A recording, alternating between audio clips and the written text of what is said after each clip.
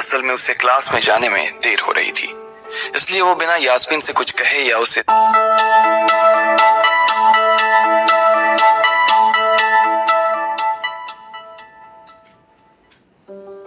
Lucky new city bank से अपना supreme card लेकर निकल रहा था। असल में उसे क्लास में जाने में देर हो रही थी, इसलिए वो बिना यास्मीन से कुछ कहे या उसे सबक सिखाए वहां से निकल गया था। लकी दिल्ली यूनिवर्सिटी के ही एक कॉलेज में पढ़ता था। जैसे ही वो कॉलेज के अंदर दाखिल हुआ, उसके पैर एक कीचड़ से भरे गड्ढे में पड़ गए। ओह शिट, उसने अपने आप से कहा और अपने जूतों को पास की सड़क पर साफ करने लगा। वो कॉलेज एडमिनिस्ट्रेशन के दफ्तर की ओर देखकर उसे कोस रहा था। कॉलेज की सड़कों पर इतने सारे गड्ढे हो गए थे, लेकिन वो लोग एक भी गड्ढा नहीं भरवा रहे थे। जब भी लकी इस चीज की कंप्लेन करने के लिए वहां जाता, तो वो इसे ये कह देते कि फंड ही नहीं है। उसने जैसे तैसे अपना जूता तो साफ कर लिया था, लेकिन वो अपनी पैंट पर लगे कीचड़ के दाग को साफ नहीं कर पाया था। वो बाथरूम की ओर जा पाता, इतने में क्लास की घंटी बज गई। वो भागते हुए क्लास में पहुंचा। उसने दरवाजे के बाहर से ही देखा कि प्रोफेसर कमलनाथ मिश्रा पोडियम पर आ गए थे और उन्होंने आज के लेक्चर की शुरुआत भी कर दी थी। जैसे ही उनकी नजर बाहर खड़े लकी पर पड़ी, तो उनकी आंखें निराशा से भर आई। इधर लकी का सिर भी शर्म से झुक गया था और उसे अंदर ही अंदर बुरा लग रहा था। कॉलेज में जितने भी प्रोफेसर थे, उनमें से कमलनाथ जी को लकी सबसे ज्यादा पसंद करता था। बाकी प्रोफेसर ये बात जानते थे कि लकी पढ़ाई के साथ साथ जॉब भी करता था, इसलिए उसका पढ़ाई में ध्यान नहीं था, इसलिए वो भी लकी के ऊपर ज्यादा ध्यान नहीं देते थे। कुछ लोग तो पूरी क्लास के सामने उसका मजाक भी उड़ाते थे, लेकिन सिर्फ कमलनाथ जी ही ऐसे प्रोफेसर थे जो उसके साथ बराबरी का व्यवहार करते थे। लकी बिना कुछ कहे वैसे ही अपना सिर नीचे झुकाए क्लास में दाखिल हो गया। जैसे ही उसके पैर क्लास में पड़े, सभी लोग उसकी ओर देखने लगे। अबे ये फटीचर कब से लेट आने लगा? सूरज पश्चिम से उग सकता है, लेकिन ये कभी लेट नहीं हो सकता। आज क्या हो गया इसे? एक लड़के ने लकी को चिढ़ाते हुए कहा। अबे यार, इसकी पैंट तो देख, कितनी गंदी है। भाई क्लास में लड़कियां भी होती हैं, कम से कम कपड़े तो ढंग से पहन के आ यार। दूसरे लड़के ने कहा और उसकी ये बात सुनकर उसके पास बैठी लड़की हंस दी और बोली, अरे कहां से पहन कर आता?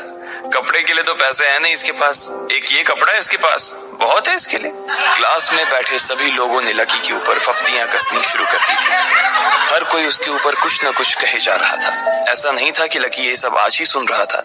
इस तरह की फफ्तियों का सामना वो रोज करता था। रोज उसे ऐसी बातें सुनकर बुरा भी लगता था और आज भी उसने अपना सिर नीचे तो झुका लिया था, लेकिन आज उसके चेहरे पर एक मुस्कान थी। इन लोगों को पता नहीं था कि यह अनलकी आज कितना लकी होकर आ रहा है। जैसे ही क्लास में बैठे बच्चों का शोर बढ़ने लगा, उधर से कमलनाथ जी ने चिल्लाते हुए कहा, आपस में बात करना बंद करो।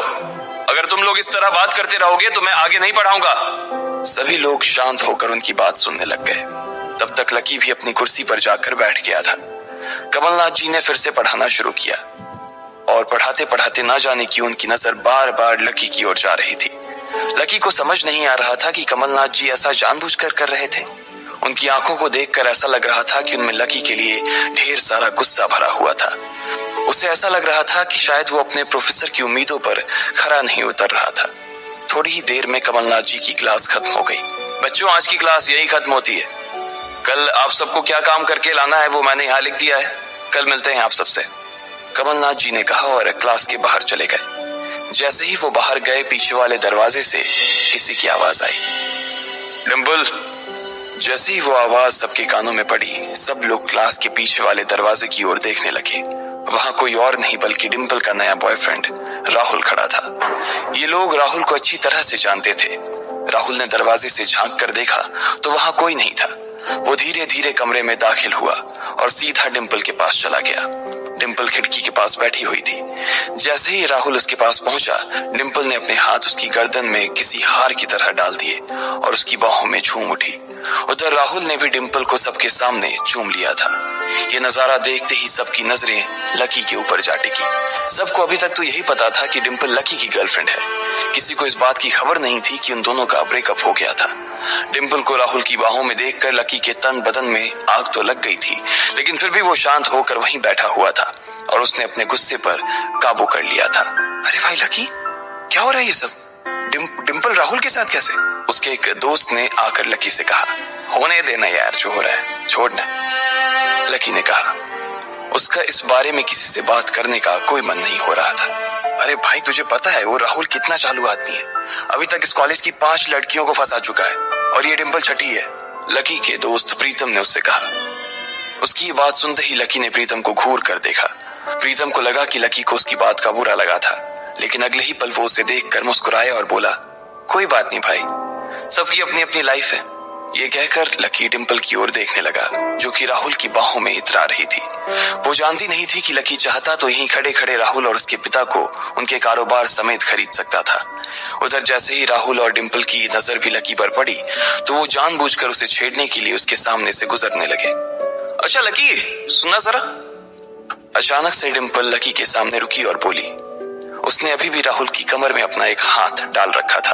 फिर उसने अपने दूसरे हाथ से अपना मोबाइल निकाला और उसका कवर खोलकर लकी के मुंह पर फेंक दिया और बोली, अब क्योंकि मैं तुम्हारे साथ नहीं हूं, इसलिए मुझे तुम्हारे इस बेकार से कवर की कोई जरूरत नहीं है। इसे तुम अपने पास रख सकते हो। लकी ने उससे कुछ नहीं कहा और नीचे गिरा वो कवर उठाकर अपनी टेबल पर रख दिया। बेबी, इसने तुम्हें कवर गिफ्ट किया? कवर कौन गिफ्ट में देता है भाई? राहुल ने उसके सामने ही डिंपल से कहा। राहुल लकी को नीचा दिखाने का एक भी मौका अपने हाथ से जाने नहीं देना चाहता था। लकी अंदर ही अंदर मुस्कुरा रहा था। डिंपल ने राहुल की ओर देखा और बोली, बेबी, बात यह है कि जिसकी मोबाइल खरीदकर गिफ्ट करने की औकात नहीं होगी, वो सिर्फ कवर ही तो गिफ्ट कर सकता है ना, और क्या। कोई बात नहीं बेबी, मैं आज ही तुम्हें एक नया फोन दिलवाता हूँ। आ जाओ, चलते हैं कनॉट प्लेस और वहां से लाते हैं बेबी के लिए एक नया फोन, राहुल ने कहा। लकी का मन तो यही कर रहा था कि वो जोर से राहुल के ऊपर हंसे, लेकिन उसने अपनी हंसी को रोक लिया था। हाँ बेबी, हमने एक पहले नया फोन खरीदेंगे और फिर उस फोन की पार्टी भी करेंगे, और उसके बाद आज, डिंपल ने कहा और राहुल के चेहरे पर उंगलियां फिराने लगी। राहुल भी और लकी भी उसके इशारे को समझ गए थे। लकी जानता था कि ये सब सिर्फ उसे चिढ़ाने के लिए वो कर रही थी, लेकिन लकी को खुद के लिए नहीं बल्कि डिंपल के लिए बुरा लग रहा था। वो मन ही मन ये सोच रहा था कि अगर डिंपल बस थोड़ा सा और इंतजार कर लेती तो आज लकी उसके लिए फोन की पूरी दुकान खरीद कर रख देता। भाई, ये सब क्या हो रहा है? तेरे सामने ये सब हो रहा है और तू बस मुस्कुराए जा रहा है। गुस्सा नहीं आ रहा तुझे? प्रीतम ने लकी से पूछा। नहीं यार, जो हो रहा है अच्छा ही हो रहा है। जो होता है वो भी अच्छे के लिए होता है, इसलिए चल यार, छोड़, लकी ने कहा और फिर राहुल और डिंपल की ओर देखने लगा।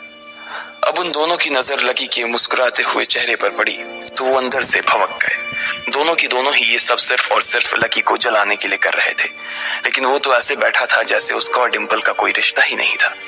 जब अपनी इस बातों का लकी के ऊपर कोई असर होता नहीं दिखा तो डिंपल राहुल से बोली, बेबी चलो यहाँ से। बेबी नहीं बेबी, हबी।